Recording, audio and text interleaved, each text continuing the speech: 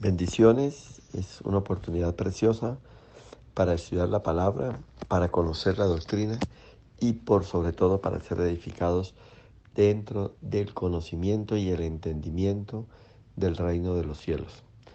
Vamos a entrar en un tema maravilloso, vamos a estar viendo eh, el gran sermón que dio el Señor. El sermón del monte fue el primer gran sermón que dio a una multitud. Y él empieza hablando de las bienaventuranzas y habla de bienaventurados los pobres en espíritu. Estoy hablando de Mateo capítulo 5 versículo 3. Y es que bienaventurado significa doblemente feliz. En otras palabras, significa tremendamente bendecido. Las bienaventuranzas les decía que fue el primer sermón de Jesús y en él se estaban dando los cimientos para entrar a su reino. Dios está presentando el reino. Él venía hablando que el reino de los cielos se ha acercado. Él estaba hablando del arrepentimiento. Él está hablando de la presentación de una nueva perspectiva religiosa de lo que era el reino de los cielos. Le estaba hablando a un pueblo que estaba confundido por las enseñanzas de los fariseos, de los saduceos, de los religiosos de la época. Estaba hablándole a un pueblo que estaba manipulado, había sido manipulado por corrientes filosóficas, por pensamientos de hombre, y ellos estaban convencidos y seguros de que lo tenían todo y que estaban listos para partir a la eternidad, al reino de los cielos. Y lo que está aclarando Dios es que no era así. Lo que está mostrando Dios es los cimientos de su reino. Está mostrando Dios o está presentando Dios los requisitos para entrar al reino, a su reino. Y por eso es que está hablando de este sermón. Este es el contexto histórico, religioso de la época en el que se da este sermón del monte. Están dando las pautas para entrar a ese reino de los cielos, el cual Jesús estaba presentando. Ahora, dentro de estos cimientos se está dando también el cimiento a la verdadera felicidad. Algo que lo vemos y lo notamos, la gente lo quiere, lo desea, lo anhela, es hallar la felicidad. Y es cierto, la felicidad se puede alcanzar, pero Dios está hablando de una verdadera felicidad, les está presentando y diciendo que hasta aquí el mundo ha conocido una felicidad a medias, una felicidad humana, una felicidad restringida, una felicidad limitada y una felicidad que no puede perdurar en el tiempo. Y el Señor lo que está diciendo es, yo les voy a mostrar también el camino para que hayan esa verdadera felicidad. Y es que cuando una persona tiene asegurada su vida en el reino de los cielos, cuando una persona verdaderamente conoce a Dios y entiende la palabra y vive conforme a los principios de la palabra, esta persona está viviendo en la plena felicidad. Entonces de eso se trata. Vamos a entrar a estudiar este tema tan maravilloso. Vamos a caminar por estas sendas de conocimiento y entendimiento del reino para aprender a vivir conforme como Dios quiere mostrarnos la verdadera vida, la verdadera plenitud de vida. Acuérdense que Él dijo, yo he venido para que tengan vida y la tengan en abundancia. Oremos por un momento. Amado Señor, te damos gracias porque aquí estamos una vez más dispuestos a recibir tu palabra, dispuestos a ser edificados, dispuestos a conocerte, Papá Dios, dispuestos a entenderte, Señor. Queremos agradarte en todo y queremos vivir en la plenitud de la vida, en la plenitud de todo lo que tú tienes para nosotros. Háblanos, enséñanos e instrúyanos, Señor, y permítenos, Señor, vivir conforme a tus propósitos. En el nombre de Jesús te damos gracias y nos presentamos delante de ti, sedientos y hambrientos, Señor, de tu palabra. Gracias por lo que das, gracias por lo que nos enseñas. Amén y amén. Al leer el Salmo 144, el versículo 15 dice así, bienaventurado el pueblo que tiene esto, bienaventurado el pueblo cuyo Dios es Jehová. Y lo que yo quiero que entendamos de entrada es que Dios quiere que seamos felices. Dios quiere que nuestras vidas estén llenas de gozo. Él quiere bendecirnos y Él quiere que experimentemos esa felicidad profunda e interna, no producida por las emociones o las circunstancias cambiantes de la vida. Él quiere que usted y yo tengamos una felicidad que venga directamente de Dios, no una felicidad terrenal o una felicidad momentánea. Y esto debe ser la vivencia, la virtud de un cristiano. Bienaventuranza implica gozo, bienaventuranza implica bendición, descanso y paz. Y esto es lo que su vida de reino nos ofrece. Esta es la famosa vida abundante de la que Jesús hablaba, de la que Él ofrecía. Entonces, el Señor quiere gente en su reino que disfrute la felicidad real y ese es el tema del Sermón del Monte, ese es el objetivo de las bienaventuranzas. Y esto iba, como les decía al comienzo, para el círculo cercano, para sus discípulos, pero había mucha gente, había una gran multitud que estaban ahí para recibir esta palabra. Y Jesús aprovecha para presentar ya no solamente el reino de Dios, no solamente para hablar del reino de Dios, no solamente para hablar de esa vida nueva, de esa vida abundante, de esa vida plena, de esa felicidad completa, sino para hablar de los requisitos, para hablar de los principios que debemos cumplir para acceder a esta vida del reino. Entonces, de eso se trataba.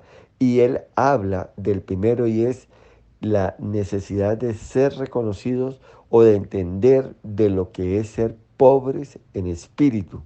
Y eso es lo que vamos a empezar a tratar porque es la primera bienaventuranza.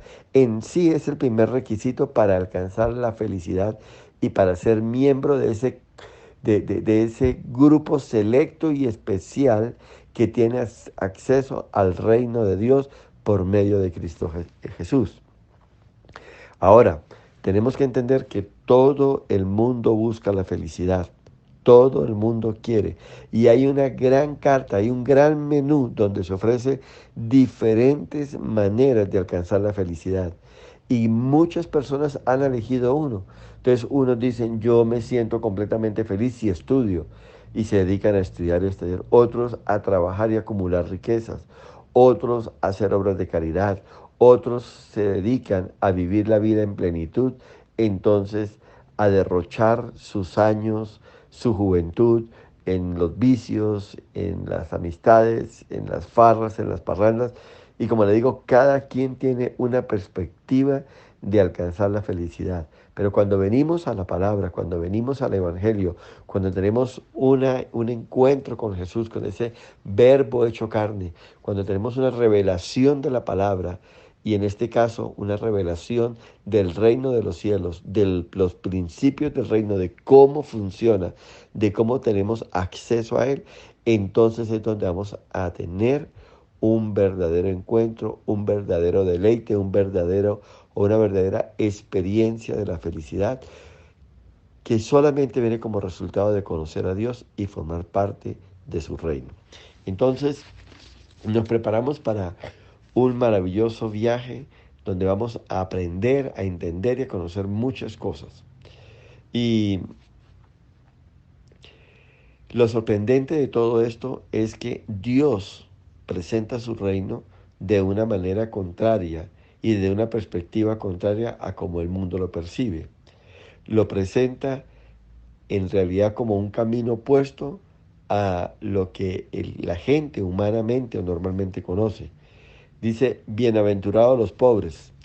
Y tal vez el mundo diría, bienaventurados los ricos. Y si usted sigue leyendo el Sermón del Monte, dice, bienaventurados los que lloran. Seguramente la perspectiva humana sería, bienaventurados los que ríen. La palabra sigue diciendo, bienaventurados los mansos. Y tal vez usted podría ver, bienaventurados los soberbios, los que confían en sí mismos, los autosuficientes, los que son seguros, los que se sienten seguros. También dice la palabra, bienaventurados los que tienen hambre y sed de justicia. Y el mundo diría, bienaventurados los que no tienen ni hambre ni sed de justicia porque lo tienen todo. Y así podríamos seguir analizando cada texto de las bienaventuranzas. Pero desafortunadamente somos moldeados por el mundo y somos moldeados por los medios, sin compasión nos venden una cultura o un estilo de vida que a la final lo anhelamos, y esto es lo que rompe nuestra manera pura y santa de pensar y de estar conectado con el reino de Dios. Es esto lo que corrompe en nosotros la manera de percibir el reino de Dios. En los tiempos de Israel se luchaba contra pensamientos filosóficos de la época, y Jesús tuvo que aclarar todas estas artimañas de pensamientos y presentar el reino de Dios como realmente es. La felicidad, entonces,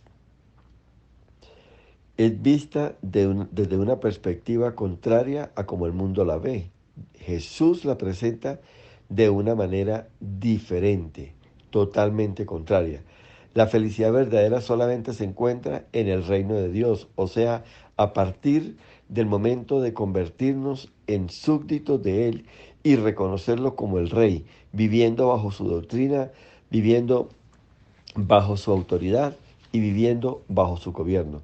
Cuando Jesús dice que serán felices, óyeme bien, si hacen esto o aquello, es así como se entra al reino y así encuentra la verdadera felicidad. La palabra bienaventurado tiene un opuesto y es maldito e infeliz. Bienaventurado se refiere a una condición del hombre como destinatario de las bendiciones que Dios da y que produce un estado de real felicidad. El reino es un lugar donde Dios derrama bendición. Entonces, cuando llegamos al reino, comenzamos a ser verdaderamente bendecidos. En la carta del apóstol Pablo eh, a los Efesios, era clara esta situación. Y mire, tiene una perspectiva maravillosa donde vamos a entender qué nos quería enseñar el Señor, o qué quería transmitirnos el Señor. En Efesios, en el capítulo 1, en el versículo 3, dice así: bendito sea el Dios y Padre de nuestro Señor Jesucristo, que nos bendijo con toda bendición espiritual en los lugares celestiales en Cristo. Está hablando, óyeme bien, es que cuando llegamos al reino comenzamos a ser verdaderamente bendecidos. Y es que la verdadera bendición, la verdadera felicidad, el verdadero gozo empieza en el estado espiritual, en el ser interior de cada uno de nosotros. Es ahí donde comienza. Acuérdense que el mismo Señor lo dijo: de la abundancia del corazón habla la boca. O sea que el corazón, el ser interior de cada uno de nosotros, ahí es donde emana la verdadera vida. De ahí es donde sale la verdadera felicidad. Así que cuando nuestro corazón es un corazón sano en el sentido espiritual, es un corazón que está reconciliado con Dios, es un corazón que ha sido tratado por Dios y ha sido restaurado y regenerado, es ahí donde empieza la verdadera felicidad. En Efesios, en el capítulo 2, en el versículo 6 y 7 dice así: y juntamente con Él nos resucitó y asimismo nos hizo entrar en los lugares celestiales con Cristo Jesús, para mostrar en los siglos venideros las abundantes riquezas de su gracia en su bondad para con nosotros en Cristo Jesús. Entonces, Él provee todo para que seamos totalmente felices. Es eso lo que está hablando, para que seamos completamente felices. Y esto será hasta la eternidad. Y es que el patrón y el camino para alcanzar su reino comienza con ser pobres en espíritu. En otras palabras, ser quebrantados, ser mansos, tener hambre y sed de justicia, hacer misericordia, ser limpios de corazón y actuar pacíficamente, poder estar preparados para sufrir persecución y aceptar aún los vituperios y la persecución. Y todo esto al final nos hace personas que seremos sal de la tierra, como está en Mateo 5:13, y volvernos también luz para un mundo en tinieblas, como lo habla Mateo 5:14 y 16, para un mundo que está perdido. Es el verdadero propósito de Dios. Cuando nos declaramos y reconocemos nuestra pobreza espiritual, nuestra incapacidad para alcanzar el reino de Dios, es cuando estamos preparados, es cuando estamos listos y parados sobre el primer escalón para empezar un viaje maravilloso que nos conducirá a la patria celestial. Y vamos a ver entonces que ese primer paso para entrar al reino y alcanzar la felicidad es ser pobres en espíritu. Y vamos a ver qué significa esto. Yo quiero que usted entienda porque esto tiene que quedar tremendamente claro porque este es el principio y el fundamento que nosotros debemos cumplir y tener para alcanzar el reino de los cielos. Recuerde que las demás cosas que anteceden a esto la hemos recibido por gracia. Jesús pagó el precio de nuestro pecado, pagó el precio de nuestra condena, recibió la ira del Padre por nuestro pecado y se hizo, óyeme bien, un vil pecador a causa de nosotros y pagó el precio al ir a la cruz y morir por nosotros. Pero ahora nosotros tenemos que llenar ciertos requisitos para empezar en ese camino, en ese tránsito hacia esa vida nueva y a esa vida abundante que el Padre nos ofrece a través de Jesús. Está servida, está dispuesta, pero usted tiene que tomarla y tenemos que recibirla. Es cierto, la entrada al reino de los cielos es gratis, es por gracia. No podemos hacer nada, pero hay unos requisitos que usted y yo tenemos que empezar a cumplir y a vivir para entrar al reino de los cielos. Es gratis desde la perspectiva de que Él pagó el precio. No había opción alguna, había una condenación. La paga del pecado es muerte. Había una condena, había una sentencia determinada y esa sentencia se cumplió en la vida, en el ministerio de Jesús hecho carne. Entonces, entremos a ver y a entender qué significa esto de ser pobres en espíritu. Y óigame bien esta definición, es reconocer nuestra pobreza espiritual. Óyeme bien, es entender, óigame bien, que nosotros no podemos hacer nada para alcanzar ese lugar en el reino celestial. En nosotros no hay nada. Mira, cuando uno habla con algunas personas que no conocen a Cristo, que no conocen la doctrina y que son más bien religiosos, la primero que uno encuentra es, bueno, yo no necesito hacer más nada, yo soy una persona buena, yo no le hago mal a nadie, yo ayudo al necesitado, yo ayudo al que no tiene nada, yo reparto mercados, yo doy ofrendas, yo soy un buen hombre, soy un hombre piadoso y todo. Y de eso se trata, de reconocer que ni aun las obras que yo haga, ni aun nada de lo que yo pueda hacer, me va a habilitar para formar parte del reino de los cielos. No hay nada. Entonces, lo primero que debemos entender es que para formar parte del reino debo ser pobre en espíritu. ¿Por qué? Porque de ellos será el reino de los cielos. Y esta es la principal característica del ciudadano que forma parte del reino de los cielos. Las demás características se desprenden de esta. Aquí es donde comienza el verdadero gozo y la verdadera felicidad. Y este es el primer escalón para entrar al reino. Lo primero que se debe reconocer es que tienes que llegar al reino de Dios y no lo puedes lograr por ti mismo.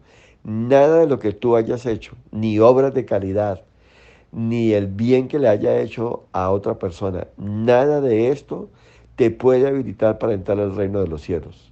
Lo que el Señor quiere decir es que no puedes entrar a mi reino, no puedes alcanzar la felicidad hasta que no reconozcas tu estado de miseria espiritual. En otras palabras, tu bancarrota espiritual. Esto es muy significativo para los judíos que estaban muy orgullosos por sus ritos, por sus ceremoniales, muy orgullosos por su celo por la ley, muy orgullosos por su circuncisión, muy orgullosos por ser el pueblo del pacto de Israel, muy orgullosos por ser descendientes de Abraham, muy orgullosos por su justicia personal, confiaban en sí mismo. Y Jesús dice, si quieres entrar al reino y alcanzar la felicidad, tienes que reconocer que no tienes absolutamente nada que ofrecer. Estás en bancarrota, estás en total miseria. Pobreza de espíritu es el cimiento de toda la gracia. Óigame bien, es, es reconocer que estoy en pobreza absoluta de corazón. Es donde todo verdaderamente comienza, donde nada sucede hasta que la pobreza de espíritu se manifieste. Mientras yo esté aferrado a mi capacidad, a mi autosuficiencia, a mi religiosidad, a, a mis obras, entonces mis manos serán inmundas y no podrán recibir el oro de la gracia. La felicidad está reservada para los que son indignos, para los que reconocen su bancarrota espiritual. Entonces, empezamos a entender lo que es la pobreza en espíritu. No tiene nada que ver con bienes materiales, no tiene nada que ver con estatus social, no tiene nada que ver con esto. Mire lo que dice Isaías, capítulo 61, versículo 1. Dice, el Espíritu de Jehová el Señor está sobre mí, porque me ungió Jehová y me ha enviado a predicar buenas nuevas a los abatidos, a vendar a los quebrantados de corazón, a publicar libertad a los cautivos y a los presos aperturas de la cárcel. Jesús repitió estas mismas palabras y todo comienza con el quebrantamiento de corazón. Hasta que alguien es pobre en espíritu, Cristo no podrá ser visto como realmente es. No podrá ser apreciado. Usted no podrá ver cuánto valor tiene Cristo para su vida mientras no reconozca su condición espiritual. Cuando usted se ve indigno, cuando usted exterioriza su mendicidad espiritual, su pobreza espiritual, entonces es cuando tiene valor y podrá ver y entender lo que es Cristo para su vida. No hay otra forma. Óigame bien esto, el que se ve vestido de harapos puede ver la túnica de justicia que Cristo trae. Hasta que usted es pobre no puede experimentar eso. Usted no puede ser rico hasta que usted no se vea pobre. Usted no podrá ser una persona sabia hasta que no reconozca su insensatez. Óigame bien, usted no podrá experimentar la salvación hasta que usted no siente que ha perdido su vida. Desde la perspectiva de que Él pagó el precio. No había opción alguna, había una condenación. La paga del pecado es muerte. Había una condena, había una sentencia determinada. Y esa sentencia se cumplió en la vida, en el ministerio de Jesús hecho carne. Entonces, entremos a ver y a entender qué significa esto de ser pobres en espíritu. Y óigame bien esta definición, es reconocer nuestra pobreza espiritual. Óyeme bien, es entender, óigame bien, que nosotros no podemos hacer nada para alcanzar ese lugar en el reino celestial. En nosotros no hay nada.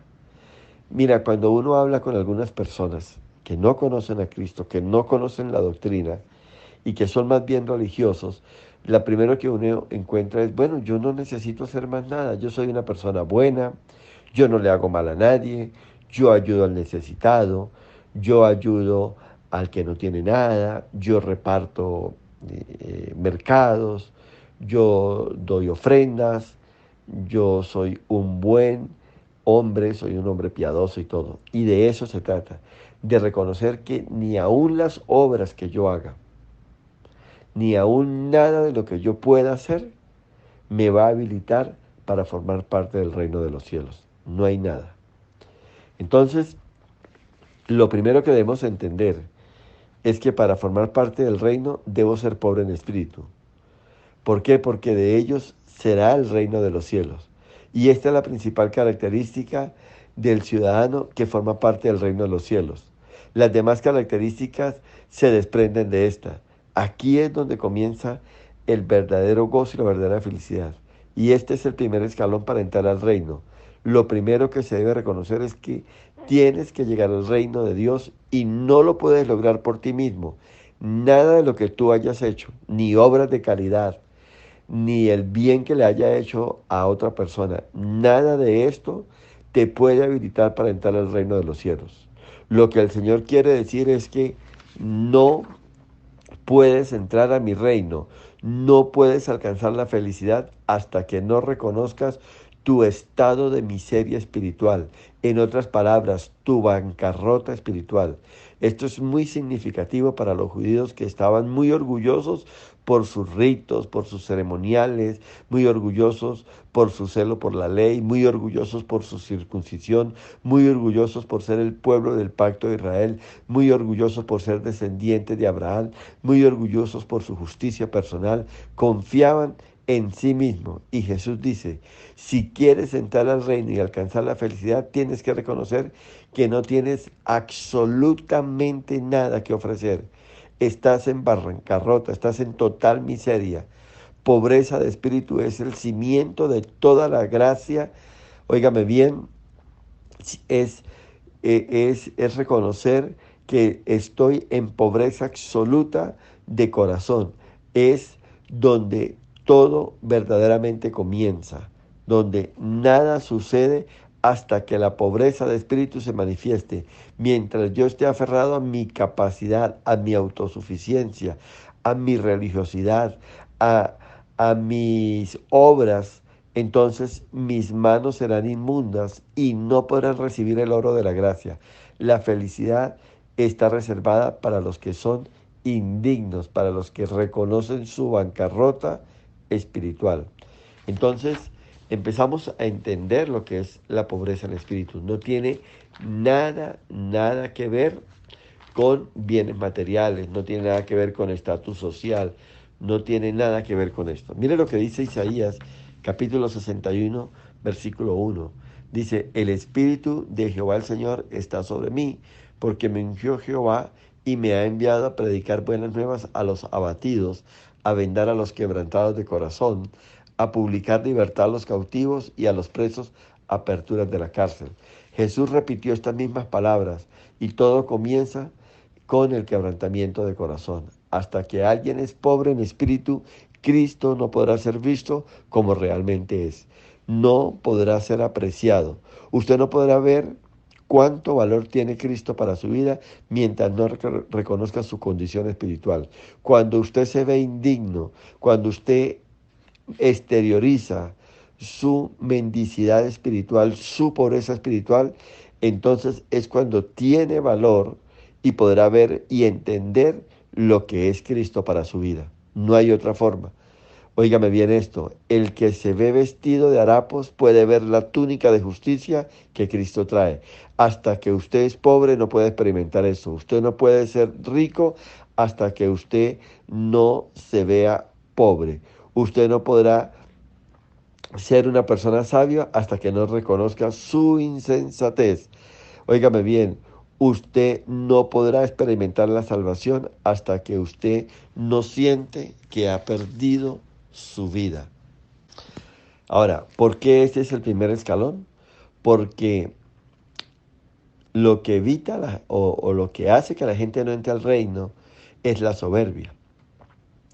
En Proverbios, en el capítulo 16, versículo 5, enseña que malditos son los soberbios, los autosuficientes. Óigame bien, deben ser quebrantados en nuestras vidas. Dios aborrece al soberbio. Soberbio es que usted confía en sus méritos, en su religión, en su bondad personal. La única forma de entrar al reino y ser feliz en esta vida y en la eternidad es reconocer su incapacidad para agradar a Dios, su incapacidad para sorprender a Dios, su incapacidad para cumplir el estándar de Dios. Para Dios lo mejor que usted es basura. Óigame bien, para Dios aquello de lo que usted se siente orgulloso, para Dios eso es nada. En nuestras fuerzas no hay nada en nosotros que, óigame bien, impresione a Dios. No hay nada. En Apocalipsis 3:17, la iglesia de Odisea estaba engañada. Decía, no tengo necesidad de nada, todo lo tengo. No entras al reino, óigame bien, y no alcanzas la felicidad hasta que haya un profundo reconocer de su estado de bancarrota espiritual. Nuestra justicia, nuestra moralidad, nuestra rectitud, nuestra integridad, a los ojos de Dios no vale nada. Entonces, los únicos que entran al reino son las personas que reconocen su bancarrota espiritual. Recuérdelo, usted no tiene nada para impresionar a Dios.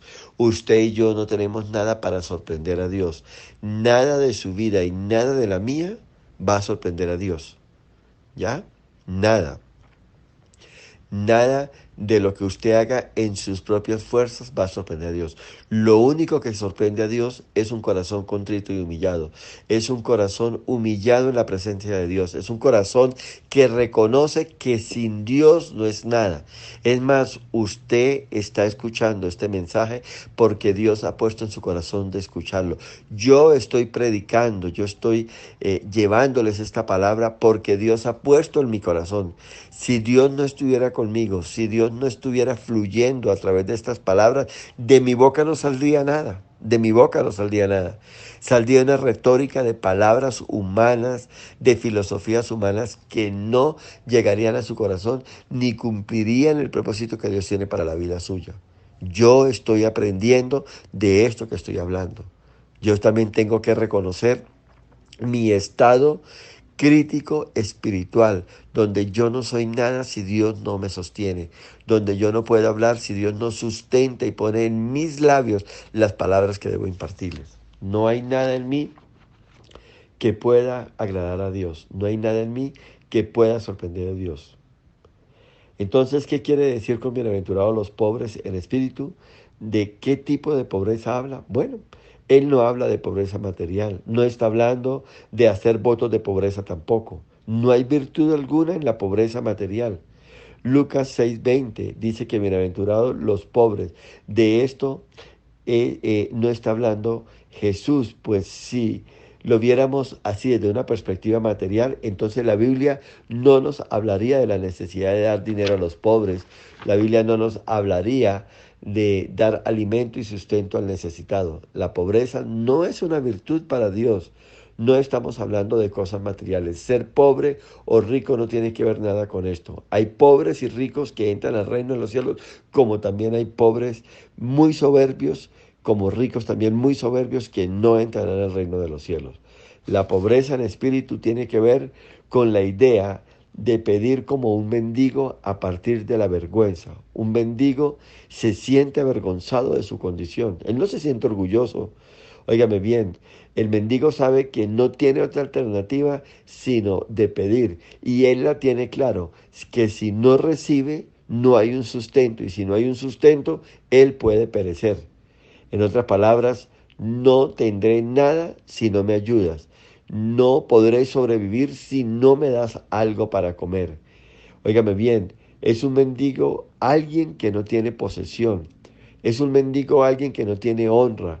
Es un mendigo alguien que no tiene respeto. Lo único que tiene son sus harapos con que anda. Y esto es la verdad, un verdadero y un auténtico mendigo.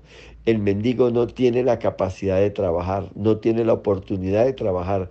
Depende totalmente de los donativos de otros. Esto es lo que Jesús quería dar a entender. ¿Quiere usted entrar al reino de los cielos? Debe reconocer su mendicidad, debe reconocer su bancarrota, que usted no tiene nada, que usted vive de la bondad, de la caridad y de la misericordia de Dios, que si Él no le da nada de esto, usted no podrá entrar al reino de Dios. Cuando usted se ve pobre, cuando usted se ve vacío, cuando usted se ve escaso y cuando usted entiende que no puede contribuir en nada para su salvación, usted se convierte en un candidato para el reino. Usted necesita entonces de la misericordia. Usted necesita de la gracia de una fuente externa. Usted no puede aportar nada. Usted es un mendigo y depende de manera total de la misericordia de otro. Y ese otro es nuestro Padre Celestial que está derramando ese amor, esa misericordia a través de su Hijo amado Jesús. Entonces, ¿está entendiendo lo que dice Jesús? Felices los que están privados, felices los que no tienen nada, felices los que dependen de la misericordia de Dios, felices son los que no tienen nada y no pueden ganarse nada. Esto es impresionante, pues esto va en contra de todo lo que el mundo asume que es verdad. Y eso es lo que estaba explicando el Señor, eso es lo que estaba tratando Dios de hacerle ver. Recuerde, esta pobreza se refiere a lo espiritual y no tiene que ver con pobreza material. No es pobreza a lo externo, sino al interno. a lo referente al espíritu. En otras palabras, vea su interior y dése cuenta que su estado espiritual se encuentra en bancarrota total. Este mensaje va para los pecadores judíos de la época que pensaban que tenían asegurada su salvación por sus méritos personales, por su religiosidad. En Isaías capítulo 62, el versículo 2 dice así: entonces verán la gente tu justicia y todos los reyes tu gloria, y te será puesto un nombre nuevo de la boca, que la boca de Jehová nombrará. Amén y amén. ¿A qué tipo de hombre entonces mira Dios? Óyeme bien, Él mira a ese hombre que reconoce su condición, que sabe que es la justicia de Dios, es el amor de Dios, es el poder de Dios y es la gloria de Dios que está sobre su vida. Isaías 66, el versículo 2 dice así: mi mano hizo todas estas cosas y todas estas cosas fueron, dice Jehová, pero miraré a aquel que es pobre y humilde en espíritu y que tiembla a mi palabra. Maravilloso esto. ¿A qué tipo de hombre mira Dios? Al que es pobre y humilde de espíritu. Y óigame bien esto, y tiembla ante mi palabra. Estamos viviendo unos tiempos donde se menoscaba el poder de la palabra de Dios. Estamos viviendo unos tiempos donde se desprecia la veracidad de la palabra de Dios. La gente no tiene anhelo, no tiene deseo de conocer la palabra de Dios y mucho menos no tienen celo por la palabra de Dios. Esta bendición de ser parte del reino está reservada para muy pocos, para aquel que es pobre y humilde y para aquel que tiembla ante la palabra de Dios, aquel que reconoce que el pecado trae el juicio de Dios, aquel que reconoce que Dios condena el pecado, aquel que reconoce que hay un estado espiritual mínimo, un estado espiritual estándar de acuerdo a los parámetros de Dios necesarios para formar parte del reino de los cielos. Es algo supremamente delicado. A Dios hay que tomarlo con gran seriedad. Nuestro compromiso con Dios debe desarrollarse con gran responsabilidad. Dios es serio, sus mandatos no son negociables, sus mandatos no son para dejarlos y tomarlos de acuerdo a nuestra conveniencia, de acuerdo a nuestras emociones, a nuestro estado de ánimo. Los mandatos de Dios son estrictos, se cumplen, se viven, se acatan y punto. Es como dicen los muchachos hoy en día, es un sí o sí, no hay otro punto. No hay un punto antagónico, no hay un punto intermedio. Se cumplen y listo. No se negocian.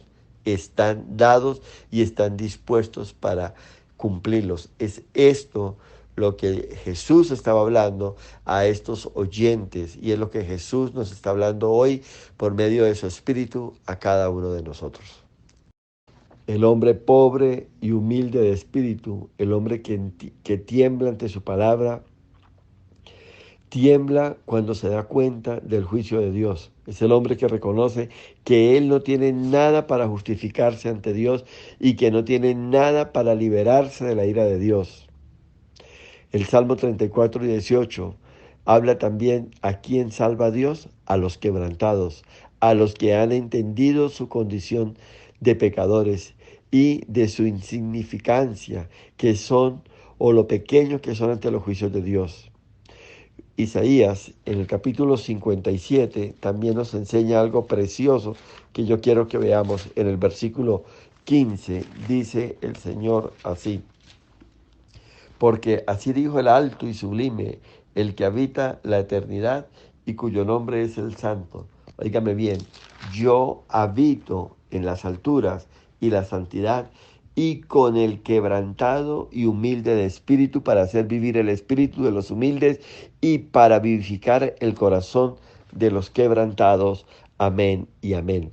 Entonces Dios es claro, Él dice: yo habito en las alturas, pero también habito en aquellos que saben que no tienen valor, que nada pueden hacer para ser reconocidos y valorados ante mi presencia.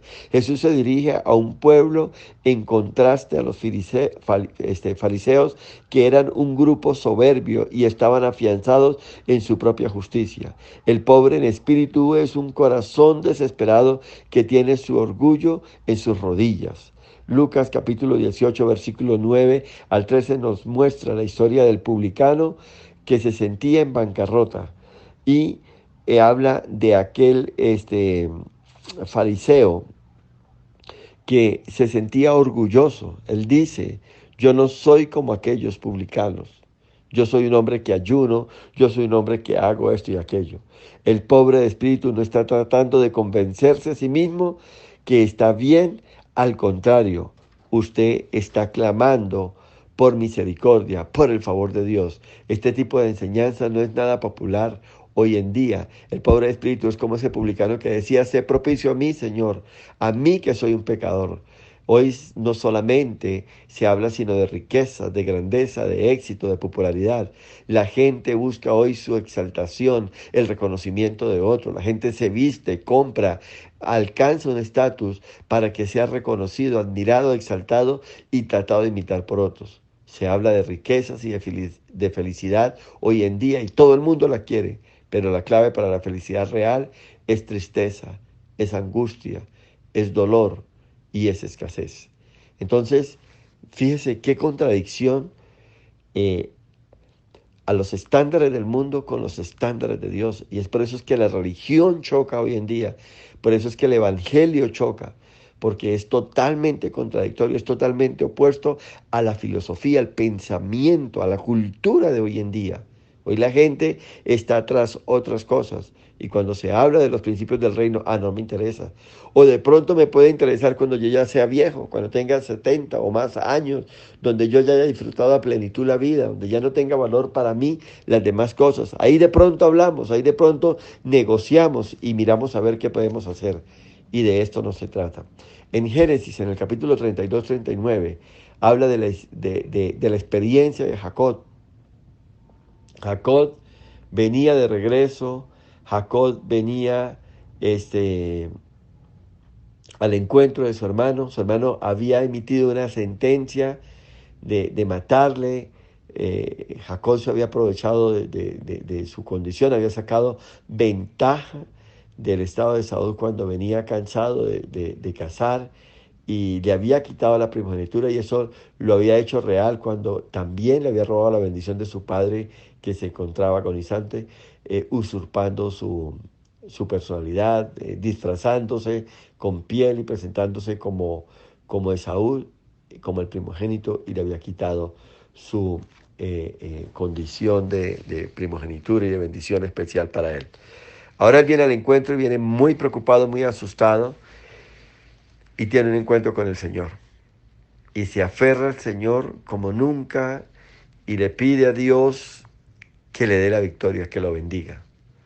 Y dice: Señor, si tú no me bendices, si tú no me respondes, yo no podré sobrevivir a esta situación. Dice, y se aferra de tal manera que dice: y yo no te soltaré hasta que tú me bendigas. En otras palabras, Jacob estaba reconociendo que si Dios no metía su mano por él, que si Dios no cambiaba las circunstancias, nada se podía lograr. Y dice que Dios tuvo que quitárselo de encima. Tocó su cadera, lo descaderó, y cuando Jacob cae al piso y tal vez boca arriba, tal vez totalmente humillado, limitado, avergonzado y reconociendo su limitante, es cuando Dios lo bendice. En esa condición es que Dios nos bendice. No hay otro estado. Un estado de postración, de humillación, de reconocer que solo Dios es la respuesta a nuestra necesidad. Jacob peleó y Jacob entendió que no había otro camino para llegar al reino de los cielos. Isaías capítulo 6 también describe la situación de Israel. El rey Usías había muerto. Usías representaba el éxito, la grandeza, la riqueza, la prosperidad de la nación. La economía estaba bien, todo fluía, y espiritualmente, en lo externo, todo estaba bien. La gente iba al templo, adoraban a Dios y todo. Pero un capítulo antes, el capítulo 5, Dios había hablado de varios ay, porque estaba hablando de los juicios que venían para Israel. E Isaías va al templo a buscar respuestas porque no entiende. Lo que él veía externamente, todo estaba bien. El país estaba viviendo un tiempo glorioso, riqueza, prosperidad y abundancia. Pero cuando él está frente a la presencia de Dios, frente a esa visión, frente a esa revelación tan maravillosa, él reconoce su condición espiritual. Dice, ay de mí, que soy hombre de labios inmundos. Él dice, ay, soy hombre muerto porque estoy ante la presencia de Dios y soy un pecador. Es en esa condición que Dios nos quiere. Mire, y aquí lo reto a algo importante. Muchas veces nosotros comparamos o medimos nuestro estándar con otros cristianos. Entonces a veces miramos a otros y decimos, pero bueno, ese cristiano hace esto y aquello, yo soy mucho mejor que él. Y eso nos da como una paz, una frescura. Y no debe ser así. Cuando usted quiera medir, el estándar que usted debe tomar es al Señor Jesucristo. Y cuando usted reconoce, como lo decía alguien de nuestra iglesia, una pequeña decía, es que no le llegamos ni a la sombra de Jesús, es cuando podemos entender en qué nivel y en qué condición espiritual nos encontramos. No se compare con otro cristiano. Si usted quiere medir su estándar espiritual, si usted quiere ponerse su regla espiritual, no busque a otro cristiano, busque a Jesús, mídase con él y entonces podrá saber en qué nivel espiritual se encuentra, en qué condición espiritual se encuentra. Y cuando está hablando allí, está diciendo Isaías, mi condición espiritual es esta. No soy digno de estar delante de ti. Y ante esa condición dice que un ángel se paró, tomó un carbón encendido, lo puso en los labios de Isaías y fueron purificados. Y ahora se encontraba listo y preparado para formar parte del reino, para hablar con el Rey de Reyes y Señor de Señores. Y allí tiene una conversación. Y dice el Señor, necesitamos un predicador, necesitamos un hombre de Dios, necesitamos un siervo que se levante y vaya y le predique a la nación y le haga ver la condición espiritual en la que se encuentre, para que reconozcan su pecado. Y Isaías sabía que no había nadie más. Y sabías que él era el candidato número uno. Y ahora, totalmente lleno de Dios, totalmente dispuesto, él dice, heme aquí, envíame a mí. Y es escogido por Dios para esta tremenda misión. No podrá ser usado, no podrá ser bendecido mientras no reconozca su condición espiritual, su pobreza espiritual, su bancarrota espiritual. Usted todos los días debe reconocer, Señor, soy un pecador. Si tú no me limpias, si tú no me haces acto para el reino, yo no podré entrar al reino de los cielos. Hoy saldré a enfrentarme al mundo. No permitas y no permitas que yo caiga ante la tentación. No permitas que yo ceda ante la tentación. Señor, cuando esté siendo probado, no permitas, Señor, que la prueba me venza. Tu palabra lo dice, que no me sobrevendrá una prueba mayor, la cual yo no pueda sobrellevar. Dame las fuerzas para salir adelante. Señor, cuando pase por el desierto, susténtame. Cuando esté por las aguas, no permitas que me ahogas. Cuando pase por el fuego, no permitas que me quemes. Es en esa condición y solo en esa condición donde usted podrá alcanzar ese lugar de preeminencia, ese lugar de grandeza. No hay otro estado, no hay otra condición en el hombre, en su ser espiritual, que le permita entrar al reino de los cielos. No hay otra forma. Oh, bendito sea el nombre de Dios. Tenemos que entrar, tenemos que estar preparados, tenemos que entender que no hay nada en nosotros que nos capacite para heredar el reino de los cielos. Pablo sabía quién era ante el Señor. Él reconoció que había sido un blasfemo, un pecador, un perseguidor de la iglesia.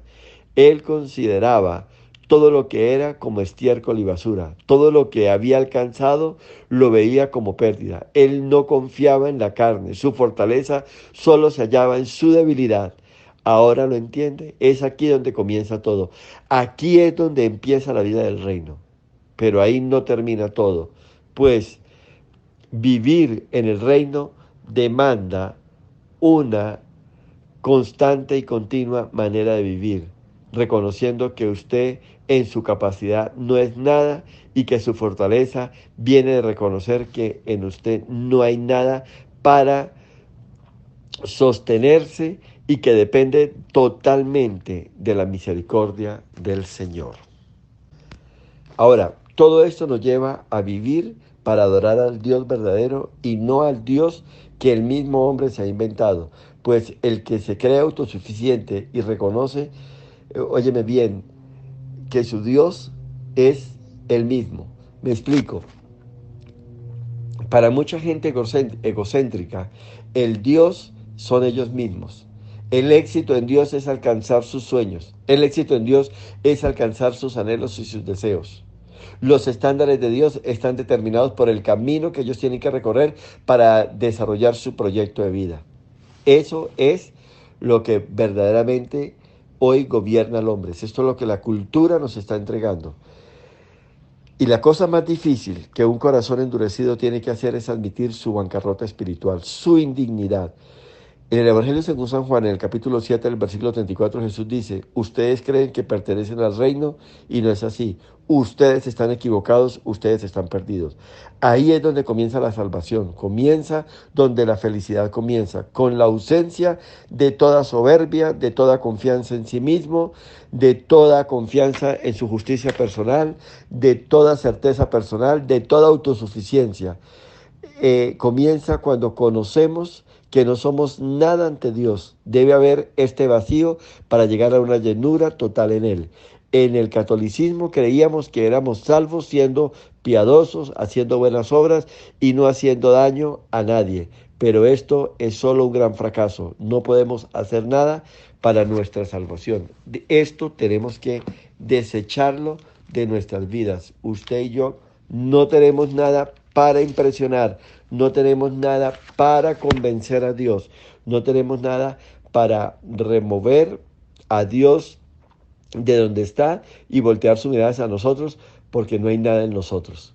Es solamente cuando desarrollamos un corazón contrito y humillado, cuando reconocemos nuestra bancarrota espiritual. Vamos a ir resumiendo ya, y lo primero que quiero que recuerde y que quede claro en esta hora es que usted no puede hacer nada para entrar al reino. Usted no es capaz de hacerlo en sus propias fuerzas. Este es el comienzo. Podrá guardar algunas leyes, podrá guardar algunos principios de la ley, pero no todos. Y si usted quebranta un solo mandato de la ley, usted habrá violado toda la ley. Mateo 5:20 dice, sea cual sea su justicia, no entrarán y no es suficiente. Mateo 5:48 habla de la necesidad de ser totalmente perfectos y santos como Dios lo es. Y es que entienda esto, los estándares de Dios no pueden ser alcanzados. No puedo hacer nada para agradar a Dios en mi naturaleza humana y limitada. Usted necesita tener esta verdad en su corazón y debe conocerla y entenderla tan claro aún para cuando vaya a evangelizar. Ahora tenemos la costumbre de evangelizar. Alguien se acerca a nosotros, alguien nos habla de un problema y ya sencillamente, mire, haga esta oración, reciba a Cristo en su corazón. La gente sin entenderlo, sin haber tenido un fundamento de arrepentimiento, sencillamente que dice, yo hago la oración de fe y listo. Y ya la persona que le está guiando le dice, de aquí en adelante de una manera mágica, sus problemas son resueltos, su matrimonio ya se ha arreglado, su hijo sale de las drogas, su economía va a ser restaurada. Y la gente pasa un día, 2 días, una semana, un mes, 2 meses, algunos hasta alcanzan a bautizarse y como no ven nada de lo que le ofrecieron, sencillamente se van. ¿Por qué? Porque estamos también ministrando un evangelio liviano. Estamos pasando y rompiendo los parámetros y los estándares de Dios. Si no hay un corazón arrepentido y no hay un corazón contrito y humillado que reconoce su estado de pecador y su bancarrota espiritual, su incapacidad para entrar al reino de los cielos y para acercarse a Dios, si no es por medio de un Salvador, que es Jesucristo el Señor, usted no podrá hacerlo. Usted no va a poder hacerlo. En segundo lugar, y con esto termino, ¿cuál es el resultado de toda esta actitud? Mateo 5:3 lo pone así. Bienaventurados los pobres en espíritu, porque de ellos es el reino de los cielos. Y me encanta esto, de ellos y de nadie más. Está reservado para los que tienen un corazón de mendicidad, un corazón indigno. De ellos es, me gusta esto, no será, de ello es ahora. Usted hereda todas las bendiciones del reino en el Señor. Usted forma parte del reino ahora. Apocalipsis 3, versículo 21 dice, y al que venciere, le daré que se siente conmigo en mi trono, así como yo he vencido y me he sentado con mi Padre en su trono. Es ahora mismo. Ahora usted puede disfrutar de la paz del reino. Ahora usted puede disfrutar en este momento del gozo del reino. Ahora usted puede disfrutar de la misericordia del reino. Ahora usted tiene acceso a la sabiduría del reino, pues somos súbditos del rey. Ahora, en este momento, tenemos soberanía del reino, tenemos consuelo del reino cuando estemos en tristeza. Todas las bendiciones del reino son nuestras ahora mismo. El amor, la paz, el gozo, la mansedumbre, la benignidad, la fe. Todas estas plenitud o toda esta plenitud del Espíritu, el fruto del Espíritu es lo que te hace verdaderamente feliz, verdaderamente gozoso. ¿Y sabes qué? Y termino con esto, la seguridad de salvación y vida eterna. La seguridad de que su nombre está escrito en el libro de la vida y que si Cristo viene en este momento, usted se irá con él. O que si sencillamente sus días sobre la tierra han terminado y Dios decide llevárselo, usted se va con la plena seguridad y el pleno gozo, óigame bien, de que se va para el reino de los cielos. Esa es la verdadera felicidad. Un presente vívido, feliz, gozoso, alegre, en plenitud y una esperanza y una seguridad de un mañana totalmente real, firme por la eternidad. Lo bendigo, deseo lo mejor de Dios y recuerde, bienaventurados los pobres en espíritu, porque de ellos es, óigame bien, de ellos es, no será, es el reino de los cielos. Dios les bendiga.